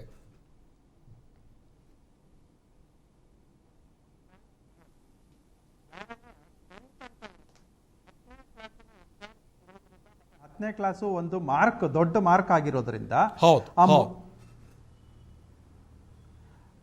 ಅಲ್ಲಿಂದ 10ನೇ ಕ್ಲಾಸಿನ ಯಾರ್ಯಾರ ಮಕ್ಕಳು ಏಕೋ ಬರ್ತದೆ, ಹೇಳಿ ಹೇಳಿ ಶ್ರೀಹರಿ ಅವರೇ, ಕೇಳಿಸ್ತಾ ಇದೆ, ನೀವು ಮುಂದುವರಿಸಿ 10ನೇ ಕ್ಲಾಸಿಗೆ 10ನೇ ಕ್ಲಾಸಿನ ಮಕ್ಕಳು ಮಾತ್ರ ಅದು ಪಬ್ಲಿಕ್ ಎಕ್ಸಾಮ್ ಆಗಿರೋದ್ರಿಂದ ಅಲ್ಲಿಂದ ಅವರು ಬೇರೆ ಬೇರೆ ಶಾಲೆ, ಬೇರೆ ಬೇರೆ ಸಬ್ಜೆಕ್ಟ್ಸ್ ಚೂಸ್ ಮಾಡ್ಕೊಳ್ಳಬೇಕಾದ ದೃಷ್ಟಿಯಿಂದ, ಎಕ್ಸಾಮ್ಸ್ ಕಂಡಕ್ಟ್ ಮಾಡೋ ದೃಷ್ಟಿಯಿಂದ ಅವರು ಸೇಫ್ ಡಿಸ್ಟೆನ್ಸಿಂಗ್ ಮಾಡಿದ್ರೆ ಅದರಲ್ಲಿ ಬರೀ 10ನೇ ಕ್ಲಾಸ್ ಆಗಿರೋದ್ರಿಂದ ಇಡೀ ಶಾಲೆ ಆವರಣ ಇರುತ್ತೆ. 10-15 ಮಕ್ಕಳು 20 ಮಕ್ಕಳನ್ನ ಒಂದೊಂದು ಕ್ಲಾಸಲ್ಲಿ ಕೂಡಿಸಬಹುದು. ಆದರೆ 8th 9th ಸೇರಿಸಿದ್ರೆ ಇಡೀ ಕ್ಲಾಸ್ ಮತ್ತೆ ಮೊದಲು ಹೇಗಿತ್ತೋ ಹಾಗೆ ದೊಂಬೆ ಆಗುತ್ತೆ. ಮತ್ತೆ ಅವರು ವಾರಿಯರ್ಸ್ ಆಗೋ ಬದಲು ಕ್ಯಾರಿಯರ್ಸ್ ಆಗ್ತಾರೆ. ಹಾಗಾಗಿ ನನ್ನ ಸಜೆಷನ್ನು 10th ಸ್ಟ್ಯಾಂಡರ್ಡ್ ಮಾತ್ರ ಮಾಡಬೇಕು. Okay. First PU second PUC ಬಂದ್ರೆ ಫಸ್ಟ್ PUC ನ ಪಕ್ಕಕ್ಕೆ ಇಡಬಹುದು, ಸೆಕೆಂಡ್ PUC ನ ಮಾಡಬಹುದು. ಯಾಕಂದ್ರೆ ಯಾವುದೇ ಫಸ್ಟ್ PUC ಈಗ ಆಲ್ರೆಡಿ 80% ಮುಗಿಸ್ಬಿಟ್ಟಿದ್ದಾರೆ. ಈಗ ಅವರು ಬರೀ ಎಕ್ಸಾಮ್ ಬರೆಯೋ ದೃಷ್ಟಿಯಿಂದ ಆದ್ರೆ ಓದಿದ್ದಾರೆ, ಮತ್ತೆ ಅವರು ಆನ್ಲೈನ್ ಕ್ಲಾಸಸ್ ಅಟೆಂಡ್ ಮಾಡಿರ್ತಾರೆ, ಅಥವಾ ಅವರು ಓದ್ಕೋಬಹುದು ಫಸ್ಟ್ PUC ನ. ಸೆಕೆಂಡ್ PUC ಆದ್ರೆ ಮತ್ತೆ ಅದು ಪಬ್ಲಿಕ್ ಎಕ್ಸಾಮ್, ಮತ್ತೆ ಅವರು ಡಿಗ್ರಿ ಸಬ್ಜೆಕ್ಟ್ ಚೂಸ್ ಮಾಡ್ಕೊಳ್ತಾರೆ. ಹಾಗಾಗಿ ಈ ಎರಡು ಪಾಯಿಂಟ್ಸ್ ಇದೆಯಲ್ಲ, 10th ಮತ್ತೆ ಸೆಕೆಂಡ್ PUC, ಈ ಎರಡು ಪಾಯಿಂಟ್ಗಳಲ್ಲಿ ಸರ್ಕಾರ ಕೇರ್ ತಗೊಂಡ್ರೆ ಸಾಕು, ನಂಬರ್ 1. ಎರಡನೇದು, ಸರ್ಕಾರ ಏನೇನ್ ರೂಲ್ಸ್ ಫಾಲೋ ಮಾಡಿದೆ ಮತ್ತೆ ಏನೇನ್ ಸೇಫ್ ಡಿಸ್ಟೆನ್ಸಿಂಗ್ ಫಾಲೋ ಮಾಡಿದೆ ಅಥವಾ ಏನೇನ್ ಪ್ರಿಕಾಷನ್ಸ್ ತಗೊಂಡಿದೆ ಅಂತ ಅವರು ಮನವರಿಕೆ ಮಾಡ್ಕೊಡ್ಬೇಕು. ಯಾರಿಗೆ? ಟೀಚರ್ಸ್ಗೆ ಮನವರಿಕೆ ಮಾಡ್ಕೊಡ್ಬೇಕು, ಪೋಷಕರಿಗೆ ಮನವರಿಕೆ ಮಾಡ್ಕೋಬೇಕು, ಮತ್ತೆ ಸ್ಟೂಡೆಂಟ್ಸ್ಗೆ ಮನವರಿಕೆ ಮಾಡ್ಕೊಡ್ಬೇಕು. ಇಲ್ಲಿ ಏನಾಗಿದೆ, ಬೆಳಿಗ್ಗೆ ನಾನು ಟಿವಿ ಒಂದು ಮಗು ಹೇಳ್ತಾ ಇತ್ತು, ನನ್ನ ತಂದೆಗೆ ಆ ಟೀಚರ್ ಡ್ಯೂಟಿ ಇಲ್ಲದೆ ಇದ್ದಿದ್ರೆ ಕೋವಿಡ್ ಟೈಮಲ್ಲಿ ಬಹುಶಃ ನನ್ನ ತಂದೆ ಉಳ್ಕೋತಾ ಇದ್ರು ಅಂತ. ಖಂಡಿತ. ಅಂದ್ರೆ ಸತ್ಯ ಕೂಡ ಅದು. ಖಂಡಿತ. ಹಾಗೆ ಮಕ್ಕಳ ಮನಸ್ಸಲ್ಲಿ ಪರ್ಮನೆಂಟ್ಲಿ ಈ ಎಜುಕೇಶನ್ ಸಿಸ್ಟಮ್ ಮೇಲೆ ದ್ವೇಷ ಬಂದ್ಬಿಡುತ್ತೆ. ದೊಡ್ಡವ್ರಿಗಾಗ್ಲಿ ಮಕ್ಕಳಿಗಾಗ್ಲಿ ಏನಾದ್ರೂ ಒಂದೇ ಒಂದು ಏನಾದ್ರೂ ಅಚಾತುರ್ಯ ಆದಾಗ. ನಿಜ.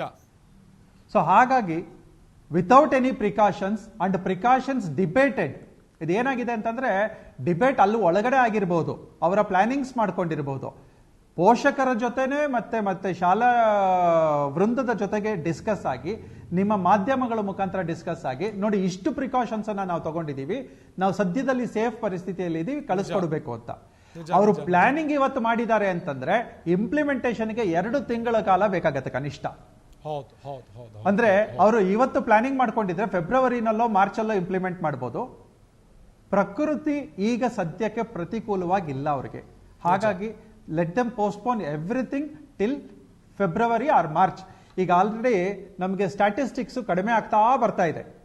ಕಡಿಮೆ ಆಗ್ತಾ ಇರುವಾಗ ವಾತಾವರಣ ಕ್ಲಿಯರ್ ಆಗೋಗಿಲ್ಲ, ಬಂದು ಕಮ್ಮಿ ಆಗಿದೆ. ಆದ್ರೆ ಮತ್ತೆ ಸ್ಪರ್ ಆಗ್ಬಿಟ್ರೆ ಅದನ್ನ ನಾವೇ ಸೆಕೆಂಡ್ ಅಲೆ ಅಂತ ನಾವೇ ಮಾಡಿಕೊಟ್ಟ ಅವಕಾಶ ಆಗತ್ತೆ. Okay okay okay okay thank you Srihari ಅವರೇ. ಟಿವಿ ಜೊತೆ ಇಷ್ಟೊತ್ತು ಮಾತನಾಡಿದ್ರಿ. ನಿಮ್ಮ ಸಲಹೆಯನ್ನ ಇಲ್ಲಿ ಅತ್ಯಂತ ಉಪಯುಕ್ತವಾದಂಥ ಸಲಹೆ. ಕೇವಲ 10ನೇ ತರಗತಿ ವಿದ್ಯಾರ್ಥಿಗಳಿಗೆ ನೀವು ಕ್ಲಾಸ್ಗೆ ಕರೆಸಿ ಅಂಥವ್ರಿಗೆ ನೀವು ಪಾಠ ಹೇಳಿಕೊಡಿ. ಯಾಕೆ ಅಂತ ಹೇಳಿದ್ರೆ ಬೇರೆ ಬೇರೆ ಕೋರ್ಸ್ಗಳಿಗೆ ಹೋಗುವಂಥ ವಿದ್ಯಾರ್ಥಿಗಳು, ಅದರ ಜೊತೆಗೆ PUC ಸೆಕೆಂಡ್ ಇಯರ್ ಮಕ್ಕಳನ್ನು ಕೂಡ ಕರೆಸಿ ಪಾಠ ಮಾಡಿ ಅಂತೇಳಿ. Thank you. ಟಿವಿನ ಜೊತೆ ಜಾಯ್ನ್ ಆದ್ರಿ. ಇನ್ನು ಸುಪ್ರೀತ್ ಅವರೇ, ಇಲ್ಲಿ ಶಿಕ್ಷಣ ತಜ್ಞರು ಹೇಳ್ತಾ ಇರುವಂಥ ಮಾತನ್ನು ಕೂಡ ನೋಡ್ತಾ ಹೋದ್ರೆ, ಅಥವಾ ಶಿಕ್ಷಣ ತಜ್ಞರು ಕೊಡ್ತಾ ಇರುವಂಥ ಸಲಹೆ ನೋಡ್ತಾ ಹೋದ್ರೆ, ಇಲ್ಲಿ 10ನೇ ತರಗತಿ ಜೊತೆಗೆ 11, 12 ಫಸ್ಟ್ PUC ಮತ್ತು ಸೆಕೆಂಡ್ PUC ಈ 3 ಮಕ್ಕಳನ್ನ ಕರೆಸಿ ನೀವು ಪಾಠ ಹೇಳಿದ್ರೆ ಯಾವುದೇ ರೀತಿಯಾದಂಥ ಸಮಸ್ಯೆ ಆಗೋದಿಲ್ಲ. ಯಾಕೆ ಅಂತ ಹೇಳಿದ್ರೆ ಲಿಮಿಟೆಡ್ ಸ್ಟೂಡೆಂಟ್ಸ್ ಇರ್ತಾರೆ, ಇಡೀ ಶಾಲೆಯನ್ನು ನೀವು ಬಳಸ್ಕೊಳ್ಬಹುದು. ಈ 1ನೇ ತರಗತಿಯಿಂದ ಅಷ್ಟು ಜನರನ್ನ ಕರೆಸಿ ನೀವು ತಂಡ ರಚನೆ ಮಾಡಿ ಶಾಲೆ ನಡೆಸೋದಕ್ಕಿಂತ, ಕ್ಲಾಸ್ ನಡೆಸೋದಕ್ಕಿಂತ ಲಿಮಿಟೆಡ್ ಸ್ಟೂಡೆಂಟ್ಸನ್ನು ಕರೆಸಿ, ಇಂಪಾರ್ಟೆಂಟ್ ಆಗಿರುವಂಥ 10ನೇ ತರಗತಿ ಸ್ಟೂಡೆಂಟ್ಸನ್ನು ಕರೆಸಿ ಇಡೀ ಶಾಲೆಯನ್ನು ಯುಟಿಲೈಸ್ ಮಾಡಿಕೊಂಡು ಪಾಠ ಹೇಳೋದಕ್ಕೆ ಅನುಕೂಲ ಆಗುತ್ತೆ ಎನ್ನುವಂಥ ನಿಟ್ಟಿನಲ್ಲಿ. ಹಲೋ, ಹೇಳಿ ಸುಪ್ರೀತ್ ಅವರು ಹೇಳಿ. ಈಗ ಅವರು ಹೇಳ್ದ ಹಾಗೇನೆ 10ನೇ ಕ್ಲಾಸ್ ಮಾಡಿ ಮತ್ತು 12ನೇ ಕ್ಲಾಸ್ ಅಂದ್ರೆ ಸೆಕೆಂಡ್ PUC ಮಾಡಿ ಅಂತ ಏನ್ ಹೇಳಿದ್ರಲ್ಲ, ನನ್ ಪ್ರಕಾರ ಖಂಡಿತ ತಪ್ಪಾಗತ್ತೆ. MHRD ನಾರ್ಮ್ಸ್ ಕೂಡ ಹೇಳಿದೆ 9, 10, 11, 12 ಅಂತ. ಯಾಕೆಂದ್ರೆ 10ನೇ ತರಗತಿ ವಿದ್ಯಾರ್ಥಿಗಳಿಗೆ ಕಂಟಿನ್ಯೂಯೇಷನ್ ಕ್ಲಾಸಸ್ 9th ಸ್ಟ್ಯಾಂಡರ್ಡ್ ಸ್ಟೂಡೆಂಟ್ಸ್ಗೆ ಕಂಟಿನ್ಯೂಯೇಷನ್ ಕ್ಲಾಸಸ್ 10th ಸ್ಟ್ಯಾಂಡರ್ಡ್. 9ನೇ ಕ್ಲಾಸ್ ಅಲ್ಲಿ ಕೆಲವೊಂದು ಸೈನ್ಸ್ ಅಂಡ್ ಮ್ಯಾಥ್ಸ್ ಕೆಲವು ಪೋರ್ಷನ್ಸ್ ಏನಿದೆ ಅದು 10ನೇ ಕ್ಲಾಸ್ಗೆ ಅವ್ರಿಗೆ ಅರ್ಥ ಆಗ್ಲೇಬೇಕಾಗತ್ತೆ. ಹಾಗಾಗಿ ಆಫ್ಲೈನ್ ಕ್ಲಾಸಸ್ ಕಂಡಕ್ಟ್ ಆಗ್ಲೇಬೇಕು. ಯಾಕೆಂದ್ರೆ ಸ್ಟೂಡೆಂಟ್ಸ್ ಆಫ್ ಫಸ್ಟ್ PUC ಅವ್ರ ಮನೆಯಲ್ಲೇ ಓದ್ಕೊಳ್ಬಹುದು ಅಂತ ಏನ್ ಹೇಳಿದ್ರು, ಖಂಡಿತ ನಾನು ಒಬ್ಬ being A professor and principal association ಒಬ್ಬ ಜಾಯಿಂಟ್ ಸೆಕ್ರೆಟರಿ ಆಗಿ I am in the system of regular teaching also. First year PUC is also not easy, sir. First year PUC the complete base for second year PUC. ಅದಕ್ಕೆ ಎಲ್ಲಾ technical subjects ಕೂಡ on board ಅರ್ಥ ಆಗ್ಬೇಕಾಗತ್ತೆ. Online ಅಲ್ಲಿ ಪಾಠ ಮಾಡ್ತಾ ನಿಮ್ಮ ಇರೋದು ಪ್ರಕಾರ ಇವತ್ತಿನ ದಿವಸ ಯಾವ ಕ್ಲಾಸ್ನ ಮಕ್ಕಳನ್ನ ಕರೆಸಿ ಪಾಠ ಮಾಡಬಹುದು ಅಂತ ನಿಮ್ಮ ಪ್ರಕಾರ? 9, 10, 11, 12 ಇದಿಷ್ಟು ಕ್ಲಾಸ್ ಮಾತ್ರ ಕರ್ಸಿ ಅಂತ ಎಲ್ರೂ ಕೇಳ್ಕೊತಾ ಇರೋದೇ ಹೊರತು ಮಿಕ್ ಯಾವ ಕ್ಲಾಸ್ ಕರ್ಸಿ ಅಂತ ಖಂಡಿತ ಯಾರೂ ಕೂಡ ಕೇಳ್ಕೊತಾ ಇಲ್ಲ. ಮಿಕ್ ಎಲ್ಲಾ ಕ್ಲಾಸ್ಗೂ ಕೂಡ ಒಂದೇ ನಿಮಿಷ ಹೇಳ್ಬಿಡ್ತೀನಿ, ಮಿಕ್ ಎಲ್ಲಾ ಕ್ಲಾಸ್ಗೂ ಕೂಡ ಆನ್ಲೈನ್ ಕ್ಲಾಸಸ್ ಏನಿದೆ ಇವತ್ತಿನ ದಿವಸ ಅದನ್ನ ಕಂಟಿನ್ಯೂ ಮಾಡೋದಾದ್ರೆ ಖಂಡಿತ ಕಂಟಿನ್ಯೂ ಮಾಡಿ. ಇನ್ ಕೇಸ್ ವಿದ್ಯಾಗಮದ ಯೋಜನೆಯಲ್ಲಿ ಏನಾದ್ರೂ ಎಲ್ಲಾ ಶಾಲೆಗಳಲ್ಲೂ ಕ್ಲಾಸಸ್ ಅಥವಾ ಏನ್ 5th ಸ್ಟ್ಯಾಂಡರ್ಡ್ ಇಂದಾನೋ 6th ಸ್ಟ್ಯಾಂಡರ್ಡ್ ಇಂದಾನೋ ಶುರು ಮಾಡ್ಬೇಕಾದ್ರೆ ದಯವಿಟ್ಟು ಅದಕ್ಕೊಂದು ತಂಡ ರಚನೆ ಮಾಡಿ ಯಾವ್ಯಾವ್ದೋ ಸರ್ಟಿಫಿಕೇಶನ್ಸ್ ಇನ್ಯಾವ್ಯಾವ್ದೋ ರಿನ್ಯೂವಲ್ಸ್ ಅದು ಇದು ಮಾಡೋ ಬದಲು ಖಂಡಿತ ಈ ಶಾಲೆ ಕೋವಿಡ್-19 SOP ಫಾಲೋ ಮಾಡ್ತಾ ಇದೆ, ಸೇಫ್ ಅಂತ ಹೇಳಿ ಸರ್ಟಿಫೈ ಮಾಡಿ. ಶಿಕ್ಷಣ ಇಲಾಖೆನೆ ಒಂದು ಸರ್ಟಿಫಿಕೇಶನ್ ಕೊಡ್ಲಿ. ಆ ಸರ್ಟಿಫಿಕೇಶನ್ ಆಗಿದ್ರೆ ಮಾತ್ರ ಆ ಪಾಲಕ ಪೋಷಕರಿಗೆ ಒಂದು ನಂಬಿಕೆ ಅಂತ ಬರುತ್ತೆ. ಅವಾಗ ಅವ್ರು ಕಳಿಸ್ಲಿಕ್ಕೆ ಶುರು ಮಾಡ್ಬೋದು. ಅದಕ್ಕೆ ಮಂತ್ಲಿ ವಿಜಿಲೆನ್ಸ್ ಕಮಿಟಿ ಕೂಡ ಒಂಚೂರು ಹಾಕೊಂಡ್ರೆ ಎಲ್ಲಾ ಪಾಲಕ ಪೋಷಕರಿಗೂ ಮತ್ತು ವಿದ್ಯಾರ್ಥಿಗಳಿಗೂ ಒಂದು ನ್ಯಾಯ ದೊರಕಿಸ್ಕೊಟ್ಟಂಗಾಗತ್ತೆ. ಇಲ್ಲ ಅಂತಂದ್ರೆ ಅದು ಮಾಡೋದಾಗಲ್ಲ, ಅದು ಬಹಳ ಕಷ್ಟ. ಪೇರೆಂಟ್ಸ್ಗೂ ಆತಂಕ ಇದೆ, ಸ್ಟೂಡೆಂಟ್ಸ್ಗೂ ಆತಂಕ ಇದೆ, ಪಬ್ಲಿಕ್ಗೂ ಆತಂಕ ಇದೆ ಅಂತ ಅನ್ನೋದಾದ್ರೆ ಆನ್ಲೈನ್ ಕ್ಲಾಸಸ್ ಏನಿದೆ ಅದನ್ನೇ ಕಂಟಿನ್ಯೂ ಮಾಡ್ಲಿ. ಆದ್ರೆ ಏನು ಕನಿಷ್ಠ ಮಾನದಂಡದ ಏನ್ ದಾಖಲಾತಿ ಪ್ರಕ್ರಿಯೆ ಏನಿದೆ ಅದಾದ್ರೆ ಖಂಡಿತ ಶಿಕ್ಷಣ ಸಂಸ್ಥೆಗಳು, ಶಿಕ್ಷಕರು ಎಲ್ರೂ ಉಳ್ಕೋತಾರೆ. ಅದ್ರ ಜೊತೆಗೆ ವಿದ್ಯಾರ್ಥಿಗಳಿಗೂ ಕೂಡ ಇವತ್ತಿನ ದಿವಸ ಏನ್ ಈ ಜಸ್ಟಿಸ್ ಕೊಟ್ಕೊಂಡು ಬರ್ತಾ ಇದಾರೆ ಎಲ್ಲಾ ಕಡೆ, ಅದೇ ಜಸ್ಟಿಸ್ ಕಂಟಿನ್ಯೂ ಆಗುತ್ತೆ. ನೆಕ್ಸ್ಟ್ ಅಕಾಡೆಮಿಕ್ ಇಯರ್ ಇಂದ ಫಸ್ಟ್ ಕ್ಲಾಸ್ ಆಗಿ after the vaccines have come they can definitely do it also. Thank you Supreeth ಅವರೇ, ಇಷ್ಟೊತ್ತು ಟಿವಿ9 ಜೊತೆ ಜಾಯ್ನ್ ಆದ್ರಿ, ಸಾಕಷ್ಟು ವಿಚಾರವನ್ನು ಹಂಚ್ಕೊಂಡ್ರಿ.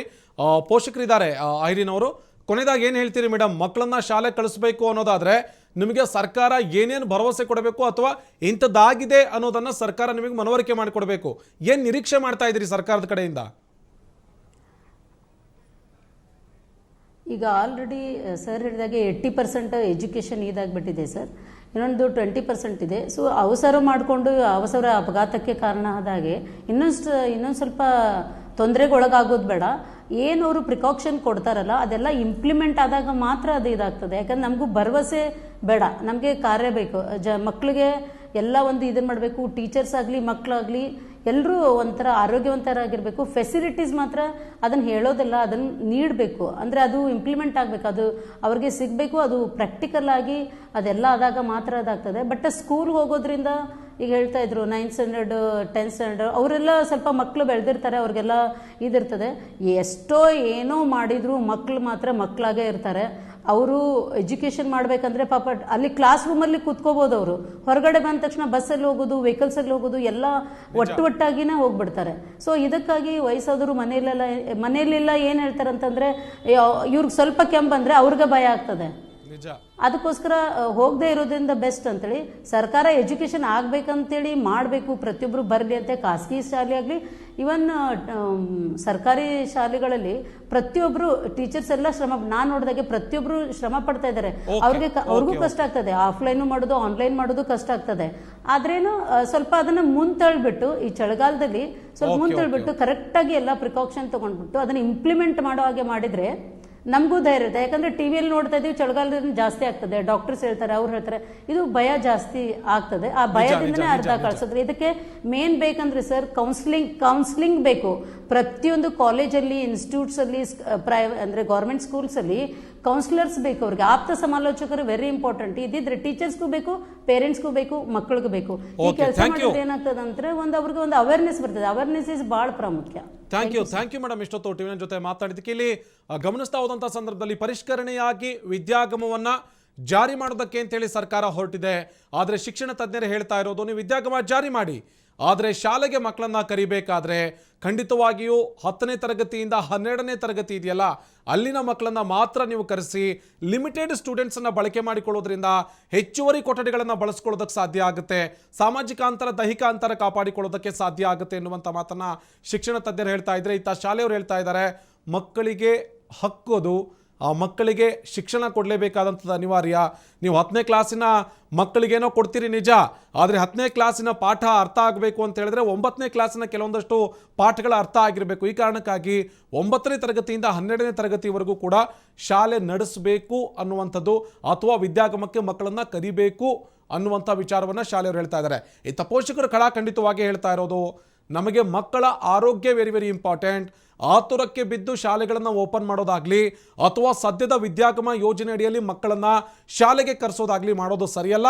ಇಷ್ಟು ದಿವಸಗಳ ಕಾಲ ಹೋಗಿದೆ, ಶಾಲೆಯಲ್ಲಿ ಕೆಲವೊಂದಷ್ಟು ಆನ್ಲೈನ್ ಕ್ಲಾಸ್ಗಳಲ್ಲಿ ಮಕ್ಕಳು ಕಲ್ತಿದ್ದಾರೆ, ಅದನ್ನು ಹೊರತುಪಡಿಸಿ ಮತ್ತೊಂದಷ್ಟು ವಿದ್ಯಾಭ್ಯಾಸ ನಡೆಸೋದಕ್ಕೆ ಆತುರ ಬೇಡ, ಇನ್ನೊಂದಷ್ಟು ದಿವಸ ಕಾಯೋಣ.